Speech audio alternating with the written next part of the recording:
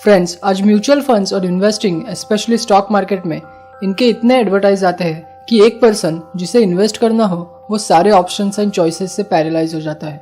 India में आज more than 40 mutual fund houses registered है और more than 2500 mutual fund schemes है इन्वेस्ट करने, और इसीलिए कंफ्यूज होना ये बहुत कॉमन चीज है।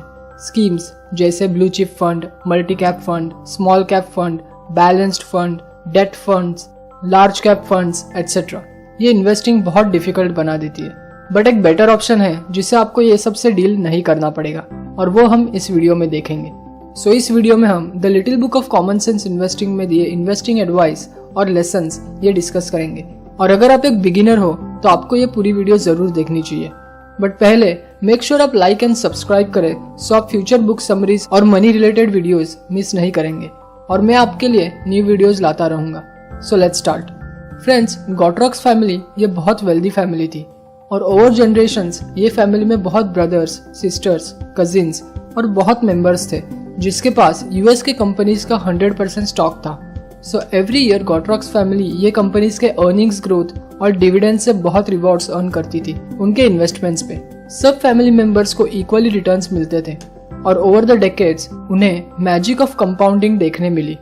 बट कुछ टाइम बाद गॉट्रॉक्स फैमिली के पास फाइनेंशियल एडवाइजर्स गए और उन्होंने ईच फैमिली मेंबर को कहा कि आप बेटर रिटर्न्स अर्न कर सकते हैं। एडवाइजर्स ने कुछ कजिन्स को कहा कि वो अपने शेयर्स दूसरे फैमिली मेंबर्स को बेच दे और उनके शेयर्स ले ले, और ऐसे ही एडवाइजर्स ने और फैमिली मेंबर्स को परसुएड किया कि वो कुछ शेयर्स बेच दे और कुछ शेयर्स अपने पास रखे। और ये सब मैनेज करने एवरी ईयर एडवाइजर्स कुछ % फी लेने लगे। कुछ ईयर्स बाद गॉट्रॉक्स फैमिली को पता चला कि उनके फैमिली इन्वेस्टमेंट्स की ग्रोथ स्लो हो गई है, और उन्हें पता चला कि इसका बड़ा रीजन एडवाइजर्स की फी और कमीशन था। कंपनीज की सारी अर्निंग्स ग्रोथ, डिविडेंड्स, ये सब कुछ फाइनेंशियल एडवाइजर्स को जाने लगी, और frequent buying and selling transaction के कारण अब गॉट्रॉक्स फैमिली को कैपिटल गेन्स टैक्स भी भरना पड़ा, और इससे फैमिली वेल्थ और भी कम हो गई। गॉट्रॉक्स फैमिली को पता चला कि एडवाइजर्स की फी, कमीशन, टैक्सेस, ब्रोकरेज के वजह से उनकी ग्रोथ रुक गई थी और उनकी वेल्थ कम हो रही थी। इसका रीजन था कि गॉट्रॉक्स फैमिली स्टॉक पिकिंग में ही फेल नहीं हुई, बट फाइनेंशियल एडवाइजर्स चूज करने भी फेल हो गई, और ये सब ठीक करने फैमिली ने और फाइनेंशियल एडवाइजर्स हायर किए, जिसके वजह से और फी देनी पड़ी। इन द एंड गॉट्रॉक्स फैमिली को पता चला कि फाइनेंशियल एडवाइजर्स रिटर्न बढ़ा नहीं रहे बट कम कर रहे हैं। सो उन्होंने फाइनेंशियल एडवाइजर्स को निकाल दिया और वापस यूएस के सारे कंपनीज में 100% स्टॉक ले लिया, जिससे उनकी ग्रोथ स्लोली वापस बढ़ने लगी। फ्रेंड्स, ये आज भी वैलिड है। हम फाइनेंशियल एडवाइजर्स को बहुत फीस देते हैं रॉन्ग स्टॉक्स पिक करने, और ओवर लॉन्ग टर्म हमारी वेल्थ कम हो जाती है। सो क्वेश्चन ये है कि हम भी इंडिया की बेस्ट कंपनीज कैसे ओन करें स्मॉल फीस और लेस वर्क के साथ। फ्रेंड्स, इसका आंसर है इंडेक्स फंड्स, और वीडियो के एंड में हम इंडिया के टॉप 5 इंडेक्स फंड्स कौन से हैं ये भी देखेंगे। सिंपल वे में समझे तो इंडेक्स फंड से आप कंट्री की सारे बड़े कंपनीज ओन कर सकते हैं। How does index fund work? Friends, आपने निफ्टी और सेंसेक्स का नाम सुना ही होगा। ये इंडाइसेस जो हमें स्टॉक मार्केट कहाँ है और कहाँ जा रहा है ये बताते हैं। जैसे सेंसेक्स इंडिया की टॉप 30 कंपनीज से बना है और निफ्टी 50 इंडिया के टॉप 50 कंपनीज से। जॉन बॉगल, जिन्होंने फर्स्ट इंडेक्स फंड इन्वेंट किया, उनकी आइडिया ये थी कि अगर हम स्टॉक इंडेक्स को खरीद ले तो हमें कोई टेंशन लेने की जरूरत नहीं है, बिकॉज शॉर्ट टर्म में मार्केट कितना भी ऊपर या नीचे जाए, लॉन्ग टर्म में मार्केट ग्रो ही होगा, बिकॉज अंडरलाइन कंपनीज की ग्रोथ हो रही है। इसीलिए वेल्थ ग्रो नहीं होगी, इसका कोई टेंशन नहीं है। सेकेंड, इंडेक्स की ब्यूटी यह है कि इसमें टॉप मार्केट कैपिटलाइजेशन कंपनीज ही होती है।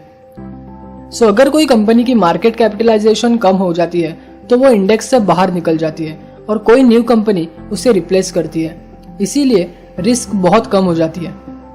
थर्ड और बेस्ट पार्ट यह है कि जो भी टॉप कंपनीज इंडेक्स में है वो कोई एक इंडस्ट्री से नहीं है, वो अलग अलग इंडस्ट्रीज से है, जिससे आपकी वेल्थ डाइवर्सिफाई हो जाती है। सो इन केस कोई एक सेक्टर या इंडस्ट्री स्लो हो जाती है तो आपके रिटर्न्स बहुत कम नहीं होते, बिकॉज दूसरे सेक्टर की कंपनीज फास्ट ग्रो हो रही है।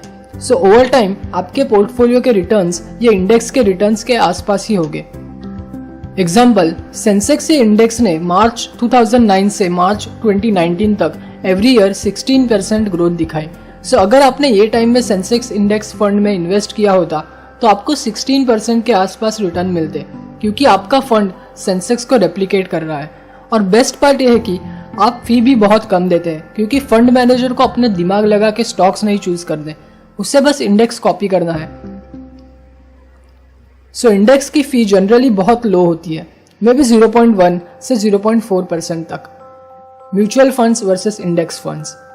फ्रेंड्स, हमने गॉट्रॉक्स फैमिली की स्टोरी सुनी जिसमें बहुत सेंस है, और जो आइडिया जॉन बॉगल ने बुक में डिस्कस की वो कोई भी नॉर्मल पर्सन जिसे अपने फाइनेंसेस की चिंता है उसे जरूर करनी चाहिए। According to John Bogle, mutual funds में इन्वेस्ट करना ये बैड आइडिया क्यों है ये हम डिस्कस करते हैं। फर्स्ट, म्यूचुअल फंड क्या है ये जान लेते हैं। म्यूचुअल फंड एक ऐसी कंपनी है जो लोगों से मनी कलेक्ट करके स्टॉक मार्केट, डेट मार्केट में इन्वेस्ट करती है, इन जनरल इन्वेस्ट करती है। बट इसका मेन एडवांटेज ऐसे दिखाया है कि आपकी वेल्थ एक एक्सपर्ट फंड मैनेजर इन्वेस्ट करता है। इसके लिए आपको वो फंड को स्मॉल फी देनी होती है जिसे हम एक्सपेंस रेशियो कहते हैं। First of all, mutual funds की फी बहुत होती है, यूजुअली 1%, और most of the times long term में वो बेंचमार्क मींस इंडेक्स से बेटर रिटर्न्स लाने फेल हो जाती है। जॉन बॉगल कहते हैं out of hundreds of mutual funds बस 7 या 8 ही ऐसे फंड्स होते हैं जो कंसिस्टेंटली मार्केट बेंचमार्क बीट कर पाते हैं, और वो कौन से म्यूचुअल फंड्स होंगे वो फाइंड करना नेक्स्ट टू इम्पॉसिबल है। जॉन बॉगल कहते हैं यूजुअली 2-3 इयर्स के टाइम पीरियड में म्यूचुअल फंड्स बेंचमार्क को आउट परफॉर्म करते हैं, बट जब लॉन्ग टर्म की बात आती है 20 इयर्स, 30 इयर्स, तब म्यूचुअल फंड इंडेक्स फंड से अच्छा परफॉर्म करे यह बहुत रेयर है। चार्जेस। म्यूचुअल फंड्स को लॉन्ग टर्म में कंसीडर नहीं करना, इसके लिए बहुत रीजंस है। First, high expense ratio. Second, taxes. Third, no guarantee of performance. अगर कोई फंड पास्ट में अच्छा परफॉर्म कर रहा है उसके बेसिस पे फंड चूज करना यह बहुत स्टूपिड डिसीजन है। लेजेंडरी इन्वेस्टर जॉन बॉगल कहते हैं कि इन्वेस्टिंग के 2 ग्रेट एनिमी है। फर्स्ट, इमोशंस, सेकंड, एक्सपेंसेस या कॉस्ट। म्यूचुअल फंड की डिसएडवांटेज यह है कि फर्स्ट, उनका कॉस्ट बहुत ज्यादा रहता है। सेकंड, वो बहुत टैक्स इनएफिशिएंट रहते हैं। थर्ड, उनका सिलेक्शन बहुत एडवर्स रहता है, और मार्केट टाइमिंग अगर बैड हुई तो आपका पूरा पोर्टफोलियो नेगेटिव में जा सकता है। और फोर्थ, इन्फ्लेशन। सो आपके रिटर्न्स म्यूचुअल फंड से अच्छे होंगे, इसके ऑड्स आपके फेवर में बहुत कम है, क्योंकि इवन अच्छे रिटर्न्स मिले तो आपको हाई फीस पे करनी है, और अगर आपको एवरेज रिटर्न्स मिले जिसके बहुत चांसेस है तो आपको हाई फीस, टैक्स और इन्फ्लेशन के रीजन से रिटर्न्स और भी कम हो जाएंगे, और फंड मैनेजर के इमोशंस और बैड टाइमिंग के वजह से आपके रिटर्न्स और भी कम होने के चांसेस हैं। So let's discuss why index funds are better. John Bogle कहते हैं कि इंडेक्स फंड्स में इन्वेस्ट करना इसके एडवांटेजेस है। फर्स्ट, बहुत लो एक्सपेंस रेशियो, बिकॉज आपके फंड मैनेजर को इंडेक्स रेप्लिकेट करना है, सो इंडेक्स फंड की फी बहुत ज्यादा कम होती है। Second, elimination of hyped fund houses. Every year ऐसे म्यूचुअल फंड्स रहते हैं जो 1 ईयर इंडेक्स को आउट परफॉर्म कर देते हैं, और ये रीजन के लिए सारे उसमें इन्वेस्ट करते हैं, और फिर आने वाले ईयर्स में वो फंड सेम परफॉर्मेंस नहीं दे पाता। इंडेक्स फंड आपको ये फंड चॉइसेस से बचाता है, सो आपके लिए रिस्क ये बहुत कम है। Third, can be held through thick and thin for investment life time. Index fund का मेन पर्पस इंडेक्स को रेप्लिकेट करना है। सो अनलाइक म्यूचुअल फंड, आप श्योर हो कि जब भी मार्केट नीचे जाता है तो उसको ऊपर आना ही है, सो आपके पोर्टफोलियो भी स्लोली ऊपर आना ही है। बट म्यूचुअल फंड में अगर फंड मैनेजर में पुअर स्टॉक्स पिक किए हो तो आपका पोर्टफोलियो ऊपर आना यह बहुत डिफिकल्ट है, बिकॉज आपको लेस डाइवर्सिफिकेशन और फंड मैनेजर के इमोशनल डिसीजंस के वजह से रॉन्ग स्टॉक्स पिक किए गए थे। Fourth, winning formula, stay the course.